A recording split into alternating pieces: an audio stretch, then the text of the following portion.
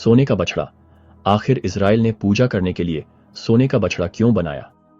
निर्गमन अध्याय 32 में हम सोने के बछड़े की कहानी के बारे में सीखते हैं, जो इजराइल के इतिहास में अवज्ञा के सबसे बड़े क्षणों में से एक है। मूसा के इजरायलियों को मिस्र से बाहर ले जाने के बाद वह 10 आज्ञाओं सहित भगवान का कानून प्राप्त करने के लिए सिनाई पर्वत पर गए। वह 40 दिन और रात पहाड़ पर रहे, भगवान के साथ बातें करते रहे और लोगों के लिए निर्देश प्राप्त करते रहे। जैसे जैसे समय बीतता गया, इजरायली बेसब्र होते गए और सोचने लगे कि क्या मूसा कभी वापस आएंगे। वे मूसा के भाई हारून के पास गए और मांग की कि वह उनके लिए एक देवता बनाए जो उनका नेतृत्व करे। उन्हें प्रभु के प्रति वफादार रहने की याद दिलाने के बजाय हारून ने उनकी मांगों को मान लिया। उसने उन्हें अपने सोने के गहने लाने के लिए कहा, जिसे उसने पिघलाकर एक सोने का बछड़ा बनाया। तब लोगों ने घोषणा की, हे इजराइल, यह तुम्हारा देवता है जो तुम्हें मिस्र देश से बाहर लाया है। उन्होंने मूर्ति के सामने एक वेदी बनाई, बलिदान चढ़ाए और एक बड़े उत्सव के साथ जश्न मनाया। उस सच्चे ईश्वर से दूर हो गए जिसने उन्हें छुड़ाया था।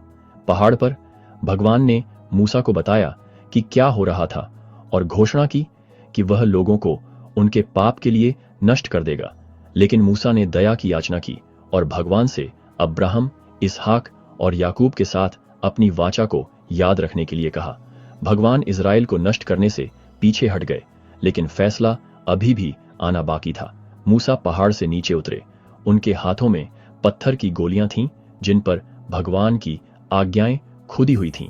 जब उसने लोगों को सोने के बछड़े की पूजा करते देखा तो वह धर्मी क्रोध से भर गया और उसने गोलियों को जमीन पर फेंक दिया, जिससे वे टूट गईं।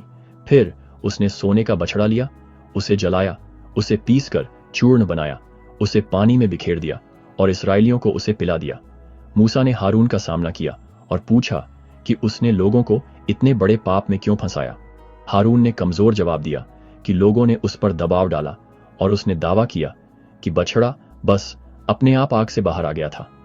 तब मूसा ने उन लोगों को आगे आने के लिए बुलाया जो भगवान के प्रति वफादार रहे। लेवी के पुत्रों ने जवाब दिया और मूसा ने उन्हें उन लोगों पर न्याय करने का आदेश दिया जिन्होंने पश्चाताप करने से इनकार कर दिया। उस दिन लगभग 3000 लोग मारे गए।